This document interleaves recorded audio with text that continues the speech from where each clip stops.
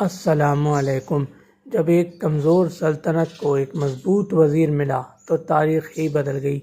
یہ واقعہ عثمان's ڈریم اور دی اوٹومان امپائر 1300 to 1650 نامی کتب میں مفصلاً مذکور ہے۔ سلطان سلیمان ثانی سلطان محمد چہارم کے چھوٹے بھائی تھے، جو ان کی معزولی کے بعد 1687 میں تقریباً 45 سال کی عمر میں سلطان بنے۔ سلطان سلیمان ثانی نے بھی اپنی عمر کا بیشتر حصہ قفس میں گزارا تھا، بیشتر عثمانی شہزادوں کی طرح جو سلطان احمد اول کے قانون قفس کے بعد قفس میں اور قید میں رکھے جاتے تھے، انہی شہزادوں کی طرح سلطان سلیمان ثانی نے بھی اپنی زندگی کا بیشتر حصہ قفس میں گزارا اور تقریباً 45 سال کی عمر میں سلطان بنے۔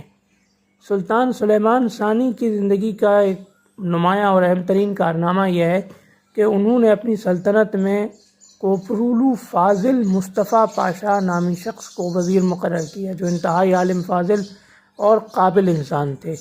ان کو وزیر مقرر کرتے ہی جیسے سلطنت عثمانیہ کی تاریخ ہی بدل گئی۔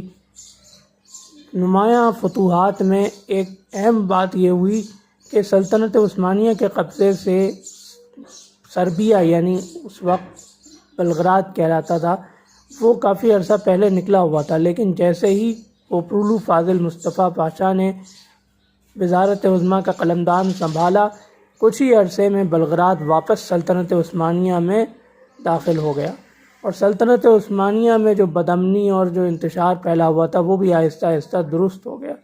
اس سے یہ ثابت ہوتا ہے کہ سلطان سلیمان ثانی نے کوپرولو فاضل مصطفیٰ پاشا کو سلطنت عثمانیہ کا وزیر اعظم منتخب کر کے انتہائی دانشمندی کا ثبوت دیا۔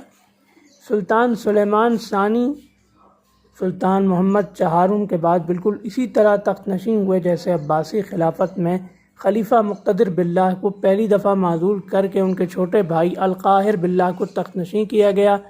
پھر کچھ عرصے بعد مقتدر نے طاقت حاصل کر کے القاہر کو تخت سے ہٹایا اور دوبارہ تخت پر متمکن ہوئے، لیکن جب المقتدر باللہ کو بالآخر معزول کر کے دوسری بار معزول کر کے شہید کر دیا گیا تو القاہر باللہ دوبارہ تخت سلطنت پر جلوہ افروز ہوئے۔ تو یہ تھا سلطنت عثمانیہ کے سلطان سلیمان ثانی کے دانشمندانہ فیصلے، ان کے تقریباً کئی سال قفس میں قید تنہائی میں گزارے جانے، اور پھر ان کے فیصلے کے مثبت اور خوشائند نتائج کے ایک مفصل واقعہ، اور اس کے علاوہ سلطان محمد چہارم اور سلطان سلیمان ثانی کی تخت نشینی کے سلطان خلیفہ مقتدر باللہ اور خلیفہ القاہر باللہ کی تخت نشینی کے ساتھ مماثلت کا ایک مختصر واقعہ۔ انشاءاللہ اگلی ویڈیو میں ہم سلطان سلیمان ثانی کے کسی جانشین کے کسی واقعے کے ساتھ حاضر خدمت ہوں گے۔ اللہ حافظ۔